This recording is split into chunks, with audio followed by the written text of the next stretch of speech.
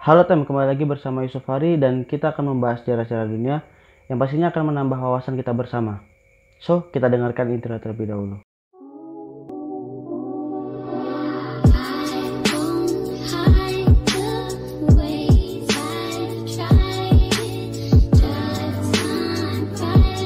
Setelah kita membahas para penjajah yang pernah menguasai wilayah Indonesia atau Nusantara, kali ini aku akan membahas suatu hal yang baru.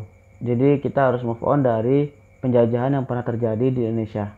Oke Dem, kali ini aku akan membahas sebuah sejarah kelam, tepatnya di pertengahan abad 14 di wilayah Eropa. Oke, mungkin dari teman-teman ada yang tahu ada sebuah wabah yang mematikan pada saat itu.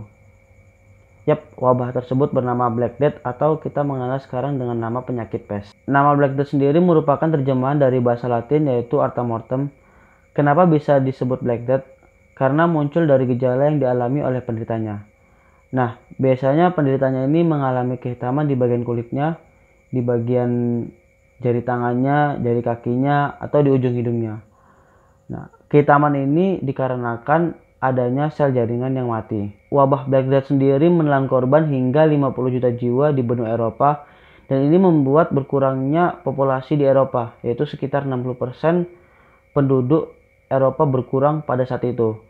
Dan kalau di total di seluruh dunia korbannya yaitu 75 juta hingga 100 juta jiwa korban. Dan ini berlangsung dari tahun 1346 hingga tahun 1353. Tentu wabah Black Death ini mirip dengan wabah yang kita alami sekarang yaitu coronavirus. Akan tetapi dari segi korban masih lebih banyak Black Death. Dan itu mengingat jumlah populasi manusia pada saat itu tidak sebanyak dengan sekarang. Dan kalau dibandingkan korban dari Black Death dan korban dari coronavirus sangat jauh sekali. Korban dari coronavirus pada saat ini sekitar 2,8 juta dan korban dari Black Death di wilayah Eropa aja itu 50 juta korban. Jadi sangat jauh sekali korbannya. Akan tetapi mungkin tidak pantas kalau kita bandingkan karena ini sama-sama wabah dan merupakan duka bagi manusia. Oke deh, mungkin bakal aku ceritakan awal mula terjadinya Black Death hingga penyebarannya di wilayah Eropa. Penyakit pes yang menyebabkan wabah Black Death disebabkan oleh bakteri yang bernama Penyakit pes yang menyebabkan wabah Black Death disebabkan oleh bakteri yang bernama Yersinia pestis yang terdapat dalam kutu tikus hitam yang suka tinggal dekat dengan manusia. Nah, jadi ingat, nama penyakitnya penyakit pes, tetapi wabahnya disebut wabah Black Death dan bakterinya ini bernama Yersinia pestis. Jadi tiga hal yang berbeda, tapi disatukan dengan nama wabah Black Death. Sebagian kalangan berpendapat bahwasannya penyakit pes yang menyebar di wilayah Eropa terbawa masuk lewat perdagangan yang melalui jalur sutra. Nah, jalur sutra sendiri merupakan jalur penghubung perdagangan antara Eropa dan Asia. Jadi terdapat dua jalur yaitu jalur darat dan jalur laut atau maritim. Kenapa cuma dua jalur, nggak ada jalur udara? Karena pada saat itu masih belum ditemukannya pesawat terbang bermesin dan pesawat terbang bermesin sendiri baru ditemukan pada tahun 1903. Oke, mungkin cukup untuk pembahasan jalur sutra. Kalau mungkin dibahas lebih lanjut durasinya bisa seperti satu video. Jadi mungkin suatu saat bakal aku bikin video khusus untuk penjelasan dari jalur sutra sendiri. Nah, pendapat tentang penyebaran wabah Black Death di Eropa yang melalui jalur sutra ditentang oleh sejarawan asal Norwegia yang bernama Ole Jørgen Benedictau di dalam bukunya yang berjudul The Black Death. Menurutnya penyakit pes tidak masuk melalui jalur sutra, akan tetapi muncul dari dekat Laut Kaspia, yaitu di selatannya Rusia, sekarang di wilayahnya Ukraina, pada musim semi di tahun 1346. Kemudian penyakit pes menyebar ke wilayah barat melalui migrasi tikus-tikus coklat Rusia yang memiliki daya tahan tubuh lebih kuat daripada tikus hitam. Namun kutu-kutu tikus yang berada di tikus coklat juga menghinggapi tikus hitam di tempat migrasinya. Tikus yang terkena bakteri Yersinia pestis biasanya bertahan 10 hingga 14 hari, lalu tikus tersebut mati. Nah, kematian massal tikus ini membuat kutu-kutu yang berada di tubuh tikus itu kebingungan untuk mencari tempat hinggapnya. Setelah biasa 3 hari puasa, kutu-kutu tersebut bersarang di tubuh manusia sebagai pengganti tikus tersebut. Persebaran penyakit pes juga terjadi di kapal-kapal dagang Italia. Para tikus berkutu juga ikut naik ke kapal dan menyusup di antara karung dan keranjang barang. Dan dalam perjalanan laut tersebut, banyak tikus-tikus yang terinfeksi bakteri Yersinia pestis yang mati. Namun, kutu yang berada di tubuh tikus tetap bertahan hidup. Para kutu lalu mencari tikus baru sebagai wadah tempat hidup mereka ketika kapal itu mendarat. Nah, kutu tikus sendiri memiliki daya tahan yang lebih dibandingkan kutu rambut. Mereka mampu beradaptasi di sarang barunya. Mulanya, kutu tikus akan menempel di baju, lalu menular dari satu orang ke orang lainnya. Kapal-kapal dagang Italia banyak mengangkut barang-barang dari berbagai kota.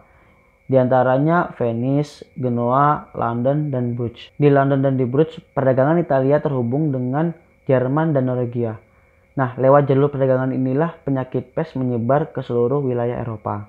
Di Inggris, penyakit pes meluas sampai ke daerah London Selatan. Kemudian berlanjut hingga ke daerah Eropa Utara.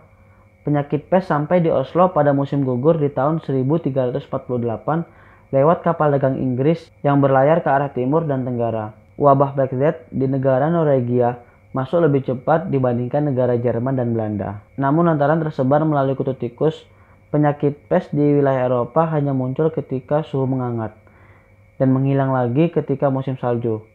Di negara Norwegia misalnya, sepanjang tahun 1349 hingga tahun 1654 tidak ada wabah pes yang muncul ketika musim dingin. Biasanya epidemi ini merebak kembali ketika musim semi datang. Tingginya angka kematian akibat penyakit pes mengagetkan orang-orang di benua Eropa. Bahkan ada yang berpendapat bahwasanya ini merupakan kutukan Tuhan bagi para pendosanya.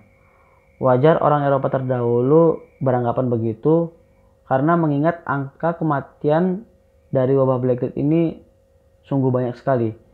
Dan juga ilmu kedokteran pada saat itu masih belum semaju dan secanggih pada saat ini. Akan tetapi walaupun banyak memakan korban jiwa, banyak juga orang yang berhasil selamat dan bertahan dari wabah ini. Dan mereka-mereka yang bertahan itulah membentuk imun kuat dan meminimalisir korban selanjutnya. Oke, tadi itu secara singkat dari wabah Black Death dengan penyakit pes yang disebabkan oleh bakteri Yersinia pestis. Jadi wabahnya namanya Black Death, terus bakterinya namanya Yersinia pestis, penyakitnya penyakit pes. Mungkin kalau sekarang itu kan nama wabahnya kan COVID-19 atau coronavirus. Kemudian virusnya ya coronavirus tadi itu.